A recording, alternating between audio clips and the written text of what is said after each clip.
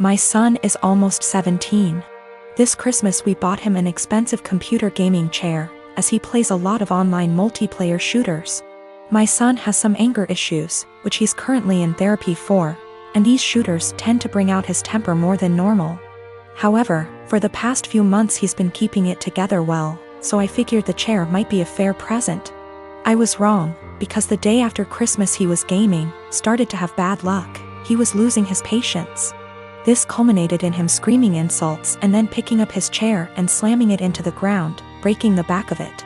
After talking him down, we had a very serious conversation about him no longer being allowed to play multiplayer games while under my roof until his therapist feels comfortable with his progress, talked about coping mechanisms, etc. However, I made it very clear this was unacceptable and he would be grounded. We've had these heart-to-hearts many times, so it's not like every time he has an outburst I'm making light of it. It's a serious issue and treated like such. However, when he came to me later that day and told me he'd like me to replace the chair because it was a gift, he really liked it and it would only be fair, the frustration, disbelief and disappointment in his behavior boiled over and I started laughing hysterically. As in a full laughing fit, barely able to breathe or talk. The more he'd plead his case, the harder I'd laugh. Repeatedly asking him how it was fair in his mind to have me replace a gift I paid for that he broke in anger. This obviously pissed him off more, which led to him getting emotional, but I just couldn't seem to stop myself. I tried walking out of the room and asking him to drop it, but every time he'd say, "But I need a chair." Or, "What am I supposed to do now?" I'd laugh again. I tried explaining that I'm not laughing at his feelings.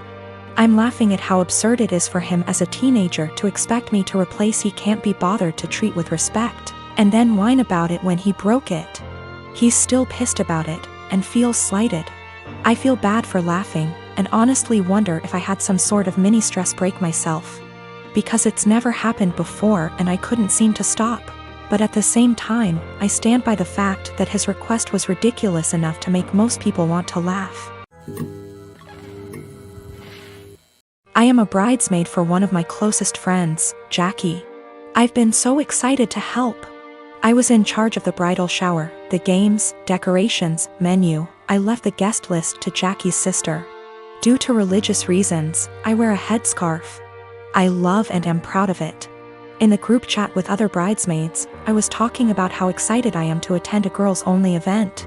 I recently dyed my hair and wanted to show it off. I even paid extra to ask for a girls-only staff that day.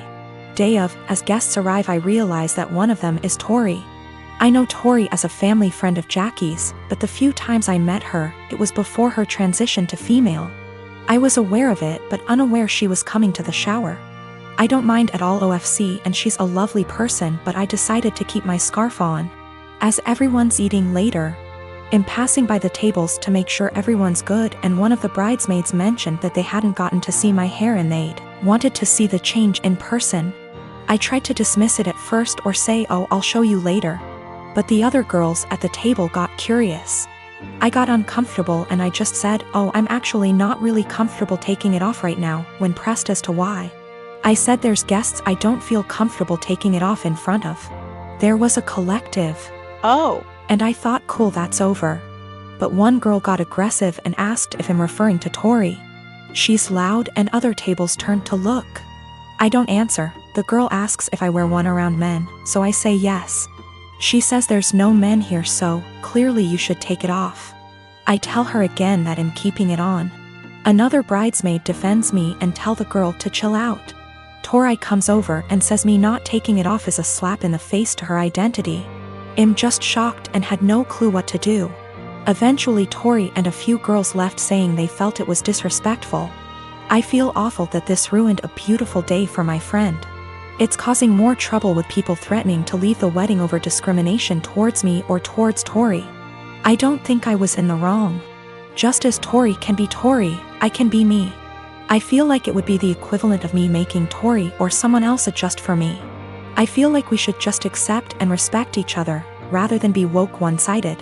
My question is more about being honest as to why I couldn't. Jackie is on my side, but Jackie's sister is giving her hell for it, saying she purposely left out that detail in the guest list to test me. Jackie says I should have brushed it off and said I was having a bad hair day or avoided giving an answer. I didn't ever mention Taurus' name in my answer, and I don't think my answer was rude. But seeing how much stress it's causing him thinking I should have made up a lie? When I said no, Tori and a few others pushed it and Tori gave the ultimatum that I have to take it off as a sign of respect or they would leave. I said no. They ridiculed me, my faith, and even the bride and others for defending me. They were blatantly hateful towards my religion, and Jackie's sister purposely arranged for this to happen. For the religious standpoint, I am not aware of where she is in transitioning or what her sexual preferences are. I would never ask either, as that is personal. But that is information I would like before making a decision on how comfortable I feel with exposing my hair. For the past 5 years, I volunteered for a mental health hotline. I'm deeply passionate about the hotline's work, and I've devoted huge amounts of time and energy to answering calls, training new volunteers, and fundraising. I've become close friends with many of the people I volunteer with, and I get a lot of joy out of helping people who don't have a lot of other support in their lives. I love this organization. I can't imagine my life without it. Today, the head of the organization sent out an email announcing that they've hired a new volunteer coordinator. The girl who relentlessly bullied me in high school and made my life a living hell. I was completely blindsided. I moved across the continent after graduating from high school, and I have no idea how or when this girl moved to my city.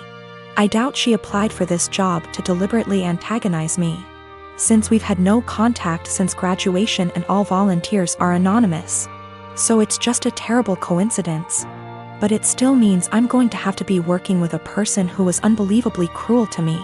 I really don't know what to do. Obviously, all of this was a long time ago, and it's possible she's cleaned up her act since high school. But I still hate the idea of even being in the same room as this girl. I've had her blocked on every platform for, wow, over a decade now.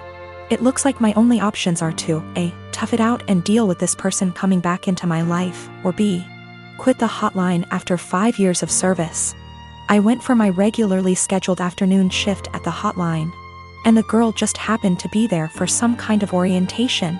I wasn't expecting her to be there, so I initially just kept my head down and ignored her. A little while into the shift, she came over to introduce herself, and genuinely didn't seem to recognize me. I've cut my hair and gotten glasses since high school, so that could have been it. It was a very brief interaction, and I didn't say anything to her in return, just nodded and smiled. After she left, I asked my shift supervisor if I could speak with her privately. I followed some of the advice here, just letting her know that I have a history with this person and I'm not comfortable working with her directly. The shift supervisor was very understanding and said that she could arrange for me to only serve shifts when the girl isn't supervising. She also offered to let me schedule my shifts through her instead of through the girl, which I appreciated. Unfortunately, it seems like there will be an unavoidable level of casual interaction, given that the girl is working in the facility on a full-time, 9-to-5 basis. I think I'll be able to stick it out for now, but we'll see. The shift supervisor did ask me what I wanted to tell the girl. Vis-a-vis an excuse for my not wanting to be on shift with her, but I couldn't think of anything to say. So I left it up to her. My wife and I have been together for 5 years, married for 4. She had a bad marriage before me and had a child.